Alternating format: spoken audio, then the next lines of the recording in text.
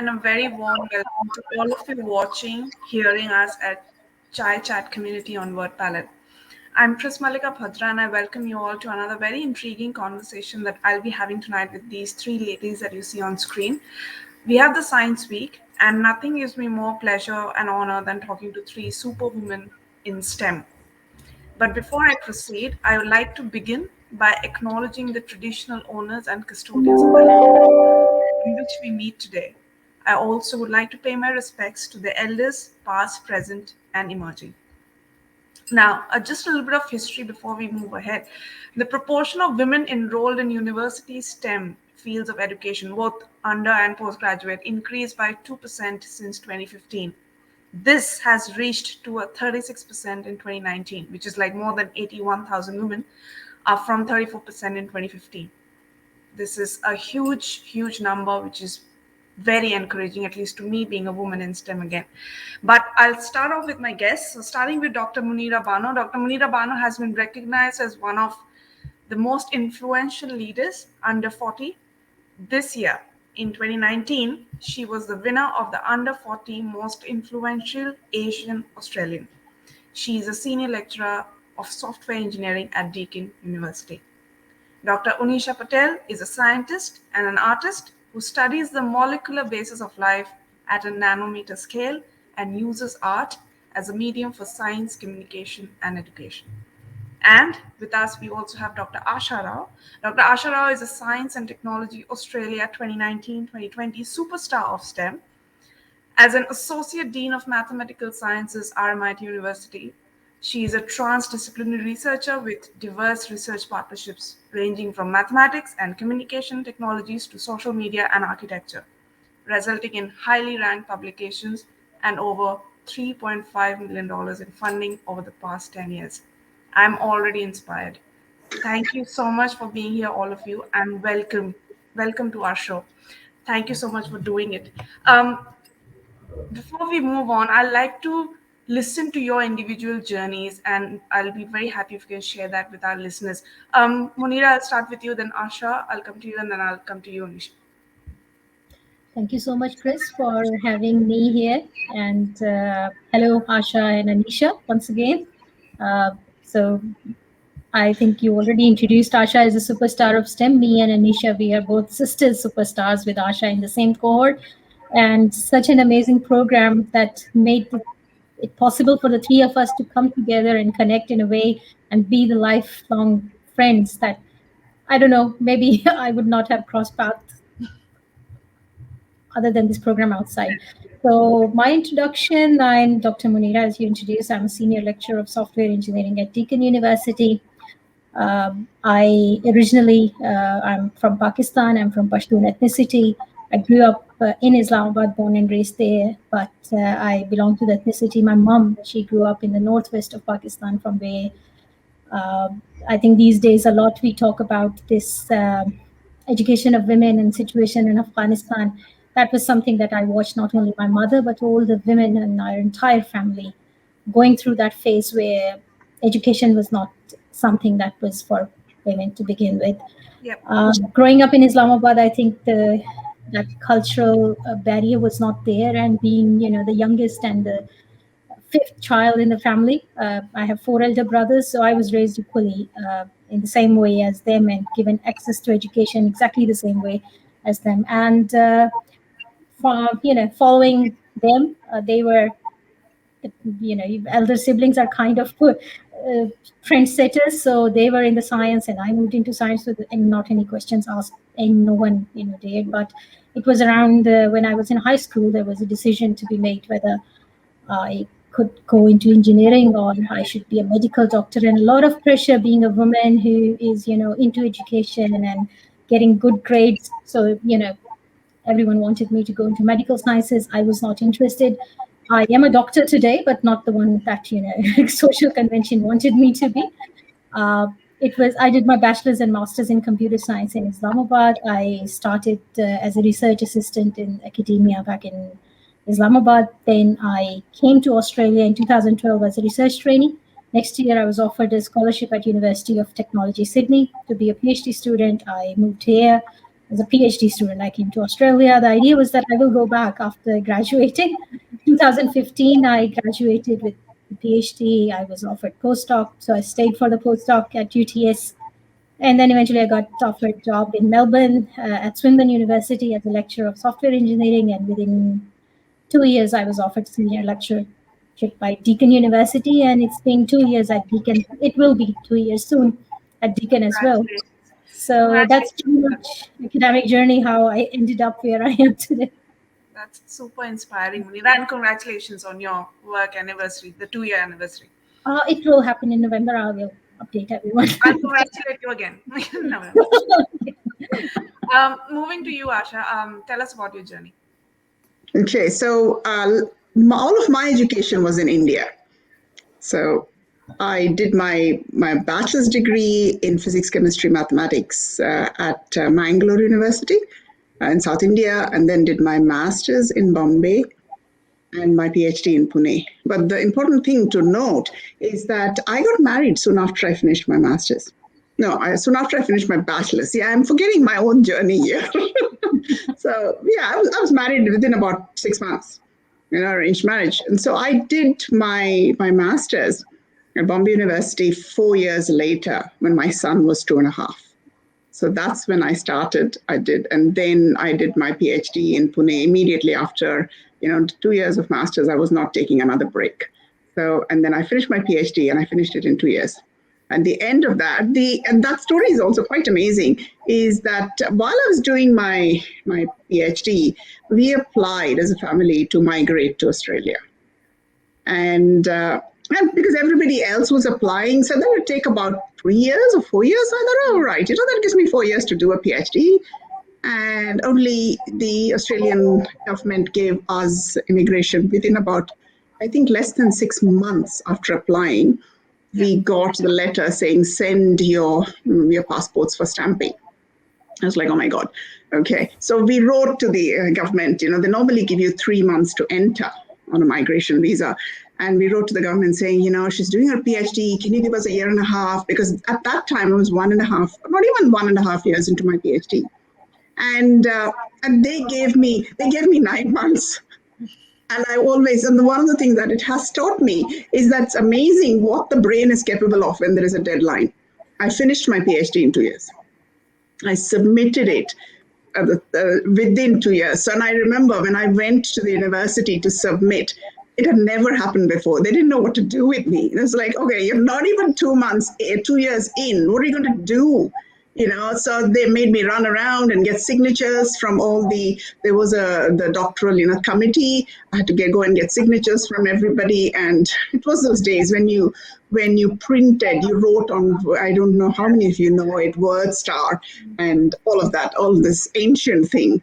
And then I came here and I started at RMIT as a casual tutor. And I worked through the ranks and rose to become professor. So I'm a full professor at RMIT University and also associate dean, which basically means head of maths at RMIT. So yeah, and I never thought it was that amazing. But other people have told me this. So, It is. It is a 20 on 10 amazing. Ask me. Okay, thank you. Onisha, I'll move on to you. Tell us about your journey. Yeah, thanks, Chris. And before I start, I also want to acknowledge the traditional owners and the lands that I'm joining in from, and happy Science Week to everybody. And I also resonate with Muneera very much that it was a Superstars of STEM program that got us together. So I'm quite thankful for that program to bring us together.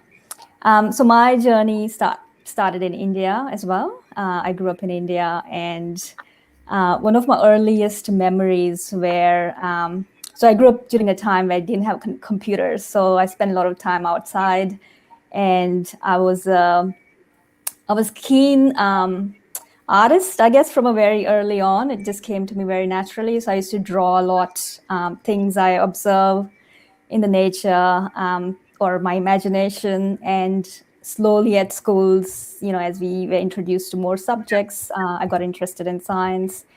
And I was doing well in both arts and science, but then in year 10, you had to make a decision whether you take science or you take commerce. And at the time, that was the first time I questioned that, okay, all of a sudden I have to give up art officially. Yeah. And I went with the logic that that if I study science, I can always do arts on the side, but if I do arts, then it might be difficult to come back and do science because obviously all the technical things associated with science. So I went with that logic and then did my year 11, 12. And then after year 12, I had marks that I could move in medicine if I wanted to. I just had to move to a different city. But then I enrolled in Bachelor's of Science, and I guess I grew up in a family that education was always a priority, and my parents were always keen on me and my brother going overseas to study. And my dad saw that there was more opportunities if you pick science and you can go and do different things rather than if you study medicine, then you have to go and do another medicine overseas.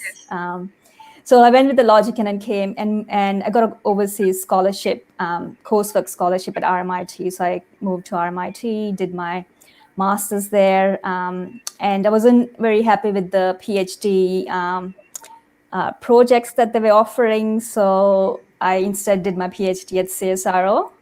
And then once I finished that, I started working, and I worked in few different places on a few different research projects, but right now I'm based at Walter and Eliza Hall Institute in Melbourne, and I basically work on understanding how life is made at a molecular level. So we are all excited about the space and stars, planets, galaxies, but deep down the inner space, right at the molecular level, it's quite amazing as well. And just because we can't see it, we're not really aware of it. And so what I do is I study the shapes of molecules, like protein molecules, and understand from their shape how they function. Because even if we know our entire genetic makeup and we know how many proteins we have, 1 out of 3 proteins remain understudied. That means we don't have enough information on how that protein works. And the molecular basis of diseases lies at that level. So if we want to understand diseases, we need to go down at that scale, and that's what my bigger picture is in terms of my work. I'm losing words. Honestly, I'm losing words. Like I'm struggling to find my words. But anyway, I'll try my best. All of your journeys were extraordinarily special in their own ways. So, as I said in the beginning of the show, that in the last 5 years or so, we've seen a tremendous increase in the number of women pursuing STEM. In your opinions, what are the major contributing factors to this? Asha, I'll start with you, then come to you, Onisha, and then Muneera. Okay, so over the last basically 10 years, there have been a lot of programs to try and get women into girls into STEM, trying to improve their perception. So one of the contributing factors would be the Superstars of STEM program. In Australia, they are really the 3 of us are there, and it showcases. Because if you ask a school child, draw a scientist, guess what they draw? A male. So having role models, because as they say, you can't become what you can't see. So having those, so there have been a lot of programs. So what has happened is, because I have looked at the history and I've always been a part of this, encouraging women or girls to do maths, to do STEM, though it wasn't called STEM then. And I've noticed that every about 15, 20 years, we do something. So there was this push in the late 90s in Australia, 98, 99, right up to 2004, 2005. It started improving a little bit and everybody said, oh, it's done. And then we went backwards. So now again, about 2014, 15, the whole thing has started. So about 2013 was when I became the chair of the Women in Maths. And that happened because there was an Australian Mathematical Society meeting. And I think this was 2011 or 10, where there wasn't a single woman speaker. plenary speakers. None of the invited speakers were female. That's when all the female, because there are a lot of very senior females, in mathematics in Australia, they all stood up and they said, "What is that? How did that happen?" So that's how the idea behind they got together, and I just happened to be the one who put my hand up and actually took on that role. So that's what it has been. So it's about 2013, 14 is when I did my stint as the first chair. That's when all this stuff was happening, when we're trying to, and there are even now a lot of programs. It's a long game. It's a marathon. And this is one of the things, I'm currently doing research with my colleague on the women in cybersecurity specifically, but also in IT and engineering in general. We're looking at, because that's what because there is no research for cybersecurity, and the numbers in these industries have not increased. Not they're marginal, not even very, I would say almost a point something. But the perception is that it has increased.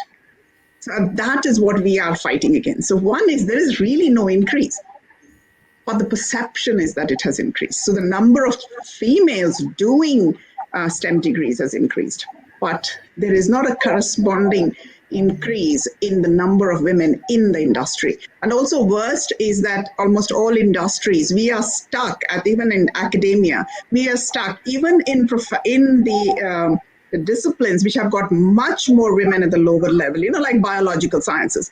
At the top level, you have what is called a scissors graph, and there is less females at the top level. It's all sitting at around 15 to 20%. That's fair thing to be concerned about, I would say, Asha.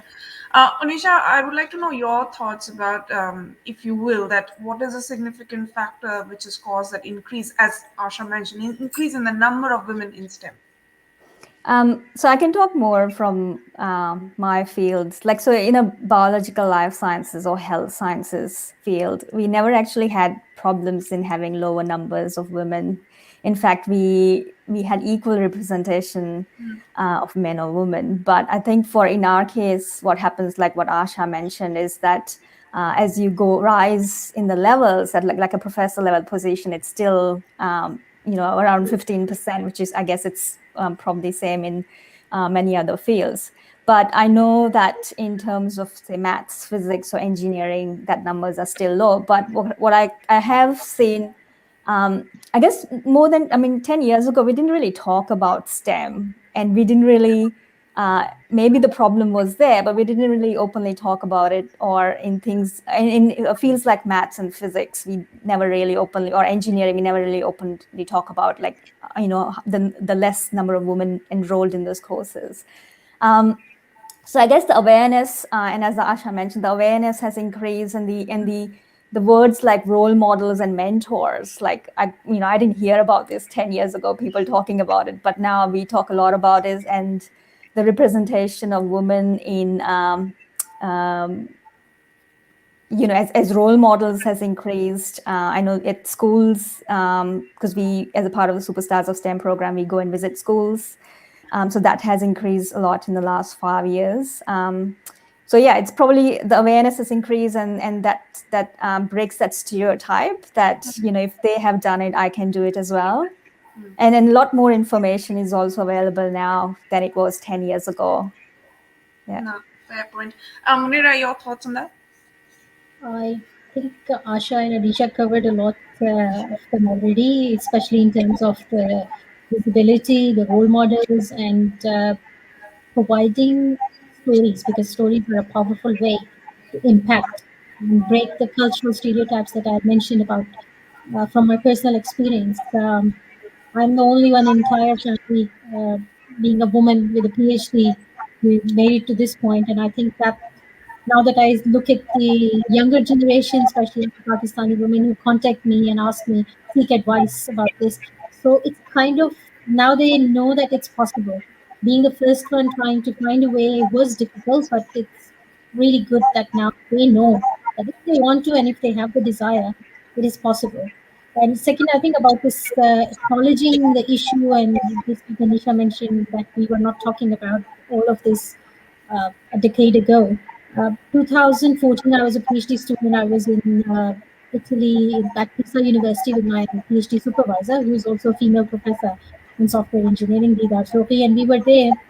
They were, working on some conference data for the next year's planning, and she asked me to put together the list of names who were the organizers and who were on PC members and who were general chair. So all the leadership roles that I could see, like I was putting the data together, and me being me, I started creating charts for no reason at all. No one asked me, but I looked at the pattern that over the since the inception of the conference, women were not that much, they were not given opportunities in the visible roles, which are, leadership and, organizing, keynote speaker, more of, reviewing. And then you can see there were more authors, female authors there, who were co-authors with male men, but not, on their own. So just I provided those charts to her, and she was really fascinated by it as well. We looked at few other conferences, and really strange to see that the more hardcore engineering they were, there were no female keynote speaker ever invited. Not that they were not in the field, but it's easier just to ask the most prominent one, who by default was a man. And we presented that data next year at the conference steering committee meeting, comparing all the conferences and all of that. And now all of them, they make a conscious effort. They have a diversity chair who has to ensure that they make an effort to go and find eligible female. Like merit has to be there, but you have to make an effort to seek the people who are eligible. And then there is a mentoring track that if they don't have experience, you have to teach them and make them come forward. So I think acknowledging and then making sincere efforts, both of them, they play a part in bringing about the change. The intention has to be there, first of all. Absolutely, absolutely agree. Razia Sheikh gives us a heart emoji. Razia, thank you for watching us. Usha, hello Usha, thank you for watching. And Navneeta has a question. How easy or challenging is it for girls and women from non-Anglo-Celtic backgrounds to thrive in STEM here in Australia and to progress across the power hierarchy? Navneeta, thanks for the question and for watching. Who wants to go first? Onisha, do you want to go first? And then Asha and then Muneera. Yeah, I can go first. Look, that's an important question, and I wouldn't say that it's easy, but I wouldn't say it's difficult as well. I think you have to keep in mind that if you really are interested in what you do, and along the way, any industry, I think you will have difficulties and barriers coming. But what to keep in mind is that you find your troop who will back you when you hit those points. And these other people, can be your mentors or sponsors. And you always go and seek, advice when you need. But it's important to have this group early in your career, and which is something I have learned quite late, that I didn't have this, or maybe I wasn't aware of this, that this is something I need to look out. But as I grew in, progress in my career, I kind of realized how important this was, because you will lean on them at various stages, whether like in my case, whether you're writing a funding application, or you're pitching for funding, or supervising students, or writing your promotion letter, or looking for another job, and lots of different things. And you always sort of need someone, whether it's at work or external. And often people talk about at least you should have 5 different mentors, for different things. And I personally think to get ahead in STEM, you definitely need this support. So it's a combination of your drive to succeed, and people around you to support that. Of course, that group is always important. Asha, your thoughts? Yes, I was just thinking that Onisha did her master's at RMIT. I didn't know her then. I wish I had. We've gotten, the 3 of us have become quite close over the last couple of years. And it's sad. And what she says is absolutely true. It is challenging, but then every industry is challenging. So it's not going to be an easy ride. Being female, being of color, non-Anglo-Celtic, it is difficult. Being female is the first one, and then being non-Anglo-Celtic is the second one. But it doesn't mean you can't do it. And all three of us are showing that's possible. And as Onisha says, you need people you can talk to, and most importantly, you need. And I know that now there are questions about. I say we need resilience. You have to be like a tennis ball. You have to bounce back. You can't. I absolutely agree. You can sit and you can wallow in self pity for a little bit, and then you dust yourself off, and you start. That's possible. So I give a little bit of this thing from, the challenges I have faced. Just one of the challenges I faced. It took me 4 goes to get from senior lecturer to associate professor. 4 times. The third time, when I didn't get it, I decided, yeah, I don't care anymore. I'm going to do what makes me happy, And so, and I found that research, the greatest thing about research is it's its own reward. So that's what I decided to do. And the funny thing is, once I started doing things that made me happy, or rather, and people then say, okay, you don't do the things which don't make you happy. No, you look for happiness in whatever you're doing. I think I should put it that way. That's what I started doing. And the minute I started doing that, everything else, the ticks came. The achievements came, the rewards came. So I stopped focusing on the rewards. I started focusing on the job, on the task, and finding pleasure in the task. And I continue that to this day. So do things with passion. You raise a very important point there, Asha. The passion in research, especially, is very important. Muneera, your thoughts before we move on to next bits. I would kind of, I share an experience that's kind of similar to what Asha is saying. So for me, because the education of journey was way more important than what will happen after PhD, or what I will achieve, or whether I will make it into this academia here in Australia. None of that was part of the plan. The focus was on breaking that barrier that was there for all the women that I know in my entire family. And I remember after the graduation, there were a few others who were from ethnic background. We were all sitting in. One of them was going to apply for a change of name to have a, I would say, Australian name in a way. To the idea was to increase the prospect of finding job here.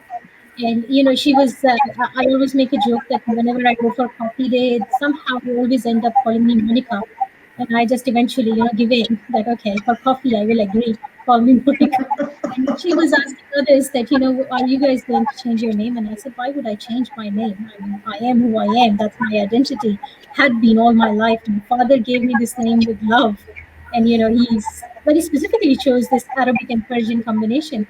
And she was saying, but, it's a Middle Eastern name. So you may not, find really good industrial job or anything.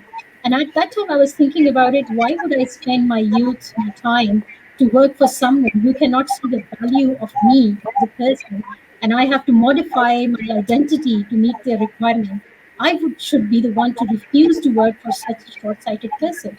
So if we refuse to bend our identities to these kind of demands, that this will increase the prospect of your job. I will work for people who will accept me with my name, knowing my ethnicity, knowing who I am.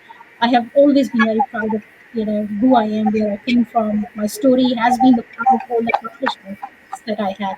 And at that time, I didn't know. I'm making a stand. Okay, I will apply for jobs. I will, make way. And gradually, later on, I was a superstar of STEM. Muneera Bano was written on that letter, exactly the way it is. On every award that you would see later on, I achieved. My name remained the same. Just be true to your authenticity. Be proud of it. Make it, kind of use it to your advantage. Never be afraid of it. And the moment you accept yourself for who you are, the others, they will accept and see the true value as well. Absolutely, absolutely. You guys couldn't have said it better. Razia writes, my 12-year-old is watching too. Thank you for inspiring her. Thanks, Razia, for watching.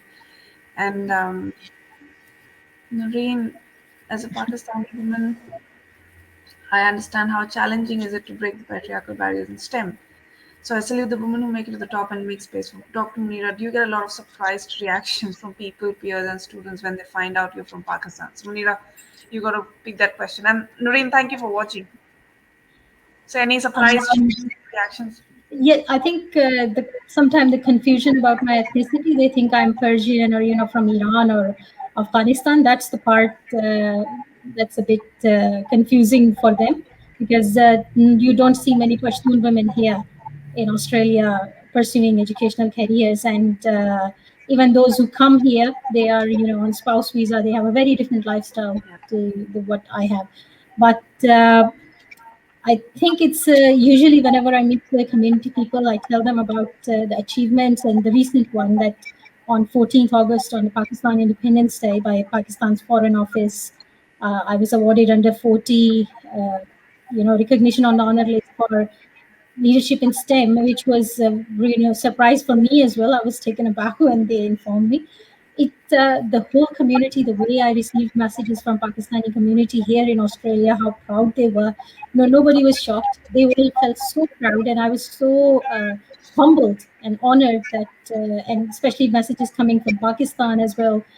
uh, I was happy that my story would be shared with other girls, that about the STEM journey, and this will bring in positive. I hope that this will bring in positive trend, that more will try to break the barriers and achieve their dream the way they want. Yeah, that's just awesome. Navneeta says she hears you, Munira. We all hear you, Munira. So thank you for sharing the journey.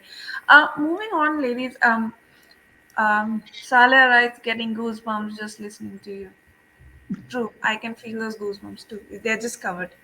Um, uh, Asha, you mentioned about diversity, that there's a person who makes sure that there is diversity when you're considering plenary speakers or a panel, right? So, do you ladies think that diversity has increased when it comes to gender inclusion in STEM? Onisha, I'll start with you, then Munira, and then Asha. Um, in terms of gender, I would say yes, because now I feel a lot of the conferences have an diversity and inclusion policy. And when chairs are inviting speakers or selecting from abstracts, they definitely take this in consideration. But now I feel that the definition of diversity, as two types of gender, only men and women, it's old concept now, and the diversity more broadly, looking from an intersectional point of view, and has that increased in STEM? Yes and no.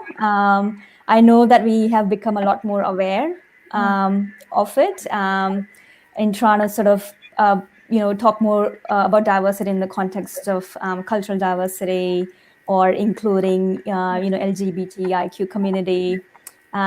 So that conversation, I guess it's still happening, and at what we want to actually see, or at least what I would like to see, is at leadership level. So we're probably more aware of it now at junior levels, but this is probably will become more important at leadership level. Yeah. No, agreed. Asha, what are your thoughts around this intersectional inclusiveness overall? It's happening. It's happening, but as Onisha said, more at the lower levels. Though, so the first steps are happening in the sense that students are, at university are more willing to reveal their gender if they are non-binary. They are, and if they're going through any transition, they are more willing to reveal that. Well, in the past, they would not have. So that's a step forward. That's always better than everything happening under the ground. And there's a number of things. The fact that Australia did have the, gender, marriage equality was passed. So all of those are happening. But as Onisha says, we have at the higher levels, we have lower women itself. Then what about the other genders? So most, like, for example, in the Australian Math Society, now we have a committee for gender and diversity. So not just gender diversity, both diversity and equity. And that is being pushed. So the important thing from my perspective would be we should not lose momentum. Yeah. Yeah, We this is can't. an ongoing conversation. Agreed. Muneera, what are your thoughts on this inclusiveness that both of these ladies mentioned? I think just like they mentioned at university level or lower levels, we all have training program and workshops for awareness, and quite a lot of efforts are being exerted in that direction. And my battlefield is in a different domain. My research area is within software engineering. Recently, I have taken a lot of interest into artificial intelligence and how these algorithms do exhibit the sexist and racist behavior. And we are underrepresented group of people for data because data training data sets coming from historical records. I usually present a lot of examples of how the gender data gap, about people who are underrepresented not being present in the training data set. Of course, the algorithm is going to make biased decisions. And for me, I think my push is mainly into the directions where moving forward in technology, like, we are going to be dependent a lot more on technology, especially the AI based, solutions. Post COVID era, we are going to see more and more online infrastructure and, workspaces. So when there will be a data-oriented society, then representation within the data, that is going to be a huge factor. And for me, I think my push is always in the advocacy and bringing awareness of that particular domain, where future is going to be dependent. Because once we imagine a future where we have heavy dependence on these algorithms, uh, there will be all the efforts that we are doing outside in the real world may be reverted by these algorithms if we train them based on just specific data sets. And that's why more women in STEM, especially in engineering and IT, it's why do we need them, and more people from diverse backgrounds, because they bring in the kind of data into Yeah, the algorithms, the perspective. yeah, And that is one of a very critical point in my domain especially. So completely. I'd, I'd just like to add, just having known Muneera now for a couple of years. So when and I'm about to collect, or my PhD student is about to collect data, and the thing I said to her, okay, we need to find out, gender and all the other stuff, because I was looking at I'm reading a lot about this, and there isn't, the data isn't there. So we need the data. And I thought I shouldn't contribute to that lack of data. So even though, we don't really need, and it's amazing though, because this paper that I've just submitted with my colleague, and we're looking at it, and gender is coming out. We looked at gender just so that we could compare that the proportion of women who were answering our survey were what the industry was, and we have come up with new findings in there because of that gender. So you don't know. That's the whole thing about research. So, and yeah, thank you, Muneera, because she's alerted me to that we need the data.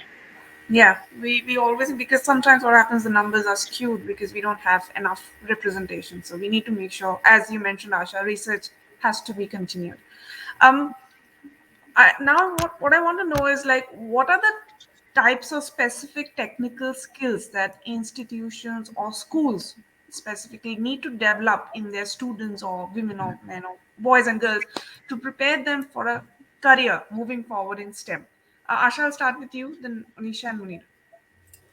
I was going to term that. I was actually going to write to you and say, I don't know. The thing is, okay, so a lot of universities are doing a lot of technical skills. So the research I'm doing at this point is non-technical skills. And we had this discussion on Twitter, on social media, whether this is non-essential or we call the soft skills. And it was like, no, these are the essential skills. Things like teamwork, curiosity, creativity, innovation, all of that is not taught. And in some ways we say, oh, we are judging that. We are not. So the work that we're doing is specific to cybersecurity, but we're not. So the technical skills are there, and I think especially because of the dynamics with the gender, men are more likely to be very technical. We are teaching the technical skills. We are missing out on the non-technical skills, which are as important. Being able to talk. So when you talk about strong communication, it doesn't just mean being able to know the technical stuff and being able to talk about it. It's communicating, like here, actually being able to, be comfortable talking in a forum like this. That we don't teach. That we don't teach. Noted. Onisha, your thoughts? I very much agree with what Asha said, and I was going to add something that I recently heard on a podcast, and it was podcast that I listened to, Business in Color, and Div and Sandhya was talking to the speaker Christina Hobbs, who had founded like a super fund. And the conversation came up with, why don't we teach about finance at school and uni? And this is so important because even being a STEM person, I was never interested in finance. And now I kind of realize, I should have been a bit more active about, my super funds and how to make most of it and things like that.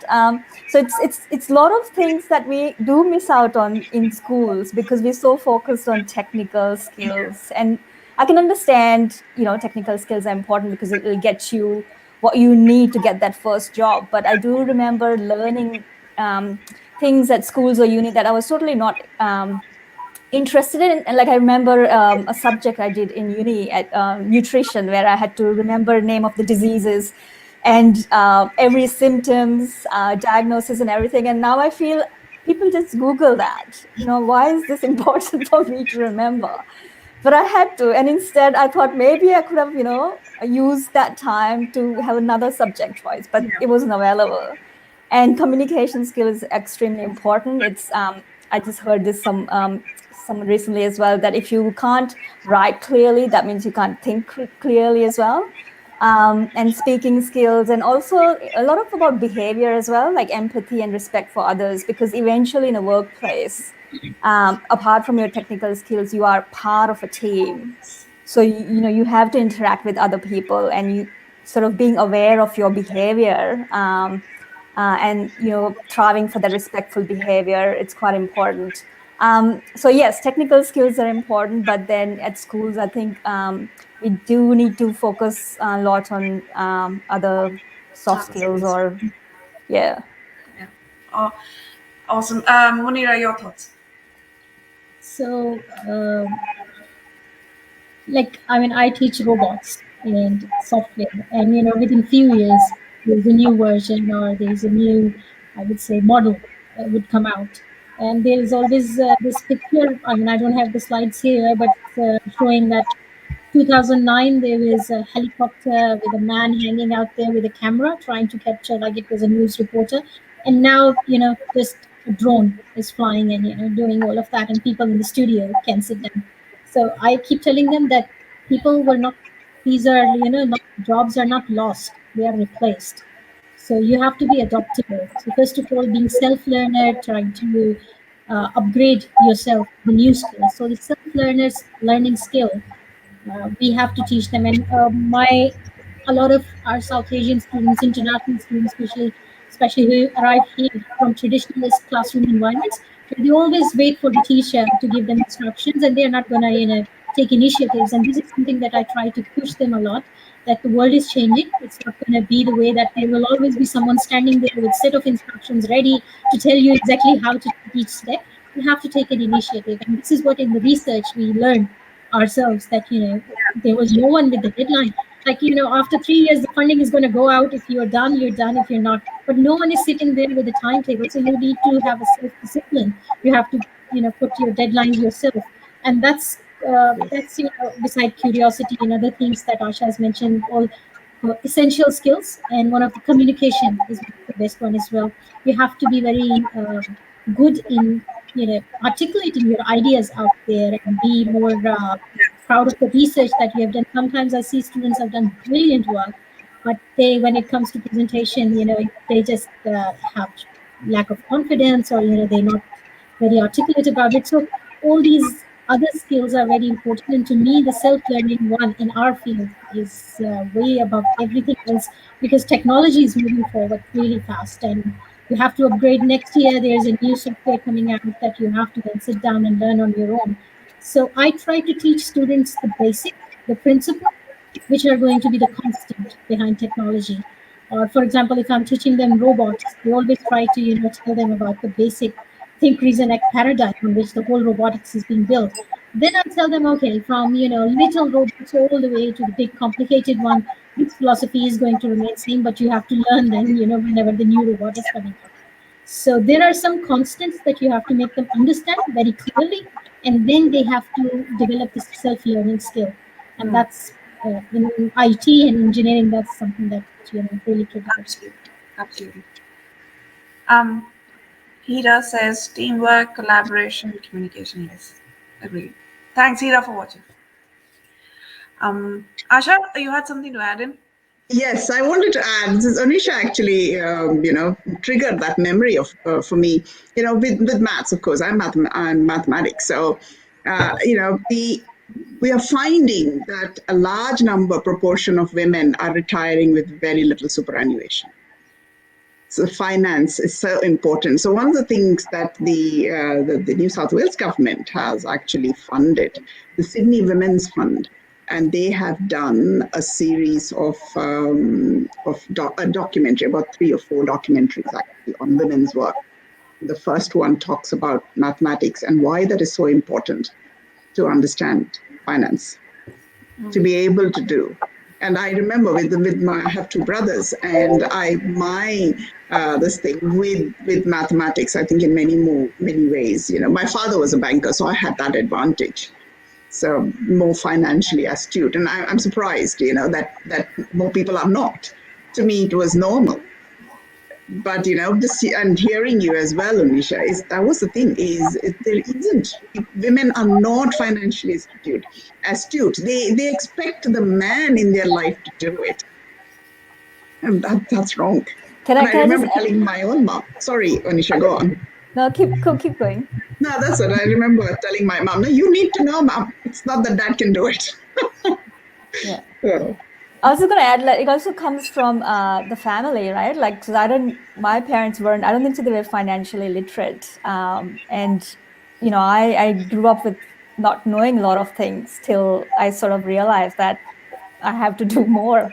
And another thing I wanted to add was, we try to focus too much on the technical stuff, and we also killing the imaginative power in kids. Because when kids are young, they're so imaginative, and often I feel we focusing on grades and getting that marks and stuff, and often that just completely kills that imagination. And when you get to the point that you're in the actual workforce, when you're trying to do an experiment or innovate something or any sort of thing that you're trying to do the first time, it's your imagination that comes in, and you need to be so creative. And I often feel wish we could not we wish we could keep that imagination throughout that school. Yeah. Absolutely. Hira says, very interesting. Thanks, Hira. Thank you. It is absolutely. And Kamal Ali says, totally agree. Thank you, Kamal, for watching. All right, Asha mentioned men. So now the next question has to be around. And something I want to know from all of you ladies is, you all are so busy and you've reached a certain stage in your life. How do you manage your work requirements and your household requirements? And this is something I'm very keen to know, and I get asked all the times. So I'll start with Asha, then Muneera, and then Onisha. the important thing is, I still remember when I got married. I was not. I went from being a full-time student to being a wife and cooking and cleaning. And I remember thinking, is that all? Is this what life is about? I cook, I clean, and then tomorrow I have to cook again and I have to clean again. This was in India, so of course I had help. But it was like, and I remember sitting and reading books, and it was just like, give me the opportunity to go back. I remember years later, my mom saying, wouldn't it have been easier if you had just had a really good married life? So just for the audiences, I am divorced. So, really good married life, then you didn't have to work so hard. And I was like, Mom, you can't. My mom was my main thing. She expected me to be the best. And I said, you can't awaken the brain and then, shut it down again. But anyway, that wasn't the question, was it? The question was, how do I manage? So I have realized it's if you stop making it very important, you can manage. if you focus so much and you feel that this is what I need to do and this is how I need to do it, and my house needs to be this clean. And I remember, for quite a few years when my son was younger, I was working from home. I tried to work from home 1 day a week. And I remember when I started, it was like, my God, there are dishes in the sink. There is stuff on the couch. The table is messy. And I decided I wasn't going to get what was I working from home for? I was trying to do some research, so I didn't have people continuously disturbing me. Students coming to the door. Now they just ring me on Teams.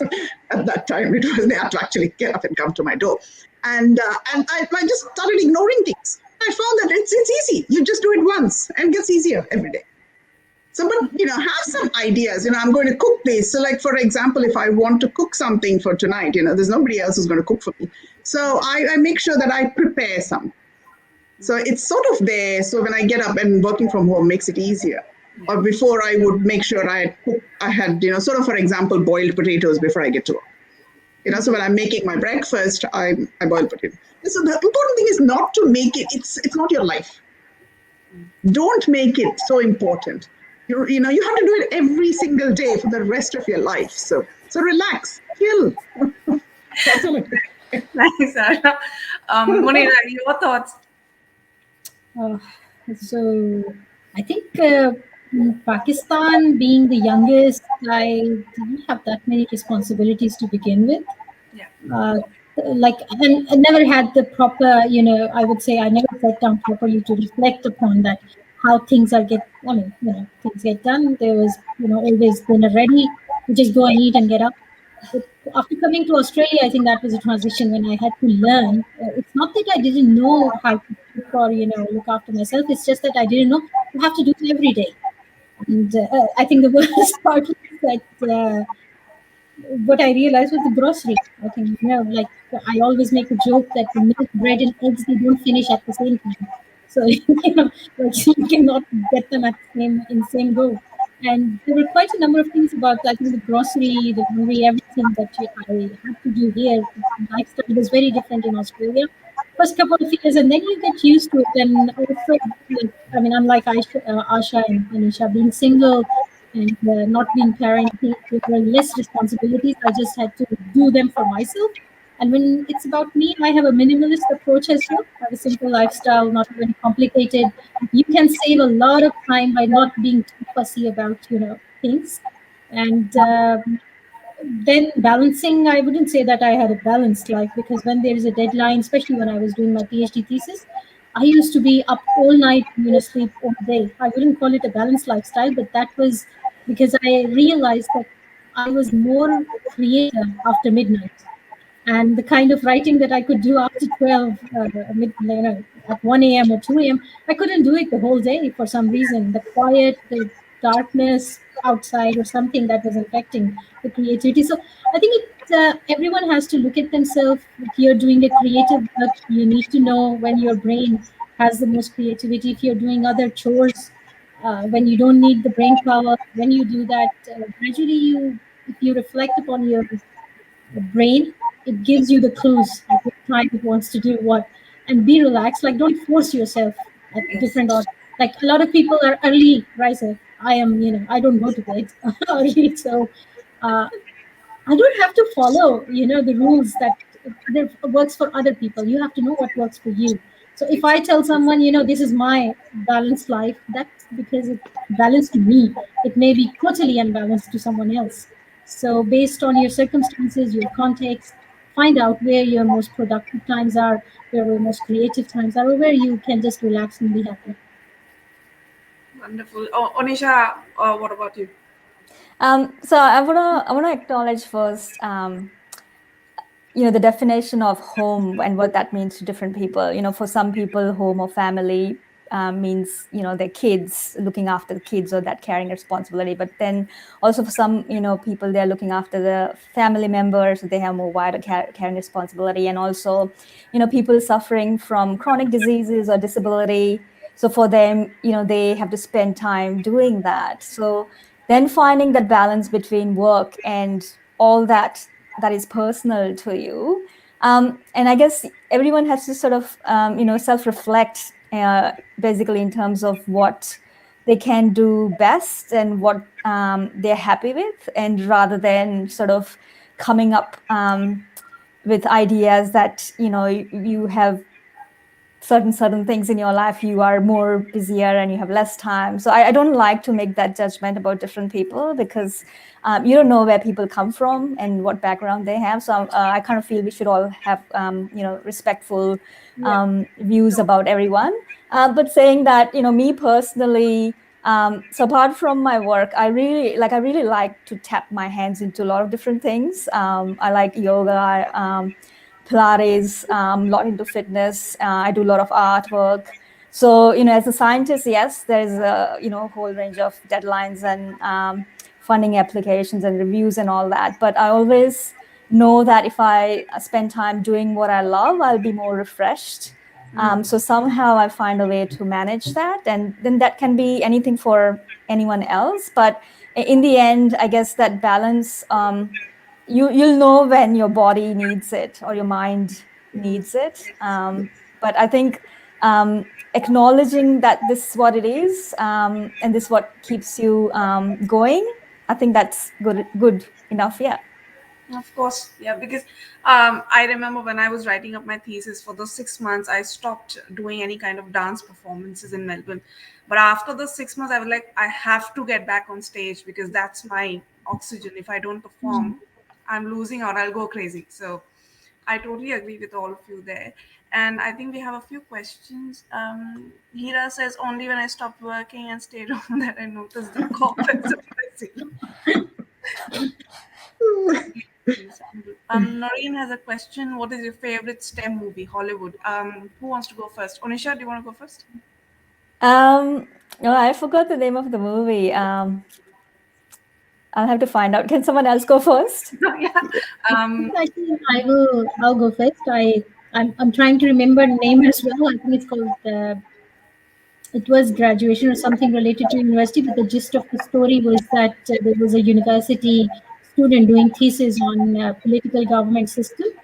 And then at the same time, his thesis, one night he was walking by to create a copy of his thesis, going to library. It's from 90s. I mean, not the printing facilities were today's. And it fell into the drain. It goes into, down the drain system where there's a homeless person sitting, and that homeless person picks up the thesis because he needed heat. He started, burning the pages. And the PhD student, having only one copy of his thesis because his computer broke down, he's trying to reason with the homeless man to give the thesis back, and the homeless man for every page wants something in return. So it was a very interesting movie, and gradually, over the months, that he learned more about the underprivileged and the people who were in such cold weather living in the drain pipelines to spend their nights. And this changed his whole perception of the thesis that he was writing. And he wrote totally against what his professors were teaching him. He didn't get the highest grades, but it changed his life and his point of view about the people and how you approach them politically. And I think that movie is not, I would say, very well known, but it was very interesting, very inspiring story to me about what we write. Do we even believe in it, and how people they relate? Actual people, can they relate to our thesis? How are we changing their lives? Yeah, of course. Asha, moving on to you, your favorite STEM movie. Yeah, that was a very good one, Muneera. The only movie which comes to mind is Wednesday. I think that's the one with Nasiruddin. I think it's with Nasiruddin Shah, where there is a terrorist attack or something like that. Don't know why that came to mind. I don't know, unless a bomb counts as a terrorist attack counts as STEM. I have no clue why that came to mind. And the other one that I watched very, very recently is a Shabana Azmi movie called Chalk and Duster, which I got more with school teacher, maths teacher. That's me, maths teacher. Onisha, memories. I was gonna tell Asha that I actually watched that movie after your recommendation. I really like that. It's a good really one good story. on YouTube. Yeah, Yeah. amazing. Yeah. Yeah. Look, I quite liked Hidden Figures, and because I wouldn't, like 10 years ago, we didn't have movies like that, representing African American women and what they did in the history. And I felt that that movie brought out that. And I wish there were more movies coming out. Yeah. No, of course. All right. I'm mindful of the time, ladies, and I think we have to wrap up. But before we wrap up, I've been told that all of you are extremely talented singers. So why don't we just hear two lines or couplets from each of you? I'll let you choose who wants to go first this time. Otherwise, you'll think that I'm being biased. So who wants to go first? Asha. What am I going to sing? Okay, I'll just save Anisha. Anisha is always observer or the rule keeper. She never sings, so I'm just gonna save her. I know, I can't sing. What I would like to say instead, we let Muneera go last because Muneera does sing really well. So we will let her go last and finish the whole thing. And I just wanted to say, what Onisha said. I do sew almost all of my own clothes. So like you said, Chris, every so often I have to take some time out and only sewing because that gives energy. I remember years ago, somebody told me about this. They had a sort of a workshop, and they said there are things which take energy and things which give energy, and you have to find the things which give energy. Then you can focus on the things that take energy. Exactly. Yep. So that's my ending. Now, on that note, one or two lines, Asha. Otherwise, we'll feel at unrest. Anything is fine. Okay. Anything is fine. Okay, so this one is I remembered, and I tried to sing it the last time we did the Antakshari, which Muneera organizes, and it was Sare Jahan se acha Hindustan hamara. Ye hum bulbule hain iski ye gulsita hamara. That's about it. That's more recitation. So instead of that, can I do Rabindranath Tagore's, where the mind is without fear and the head is held high, where knowledge is free, and so on and so forth. Both are very relevant accordingly. Onisha, you. I actually cannot sing. I'm not going to embarrass myself. Sorry. but I will recite a few lines like I did. I can't even recite. But I'll talk about, just like Asha in her interest in sewing and my interest in art. And I remember Saleh had question about why encourage, if you're interested in arts, why would you study STEM?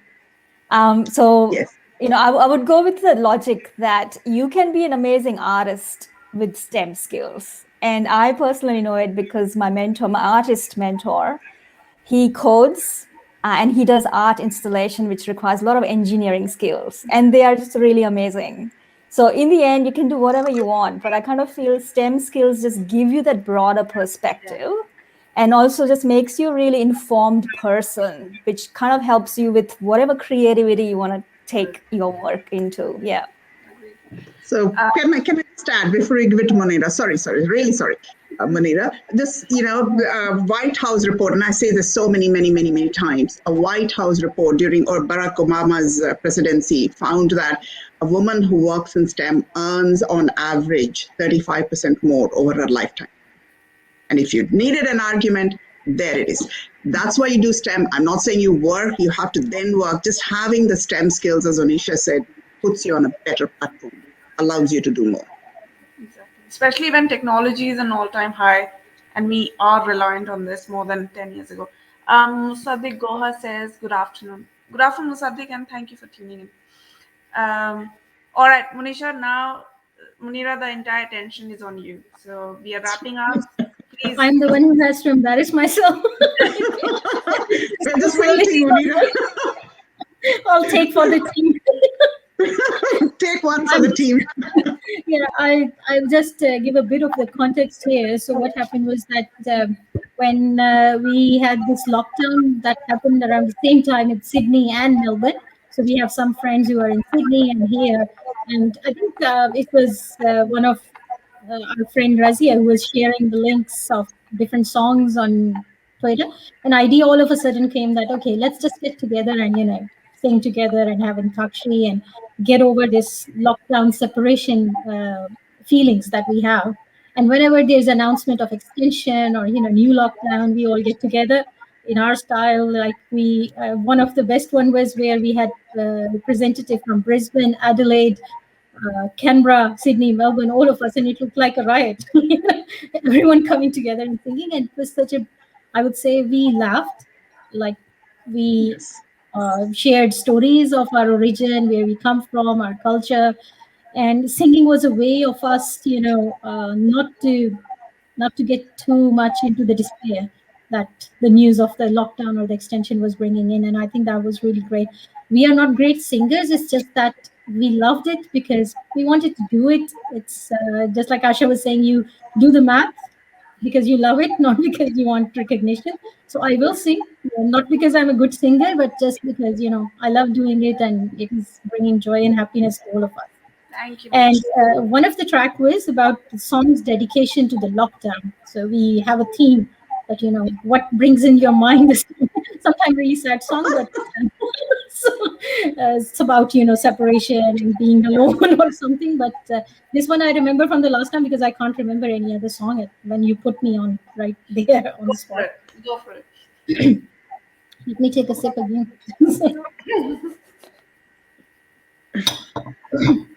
लगे जा गले के फिर ये हंसी रात हो ना हो, शायद फिर इस जन्म में मुलाकात हो ना हो, लग जा गले हमको मिली है आज ये घड़ियां नसीब से,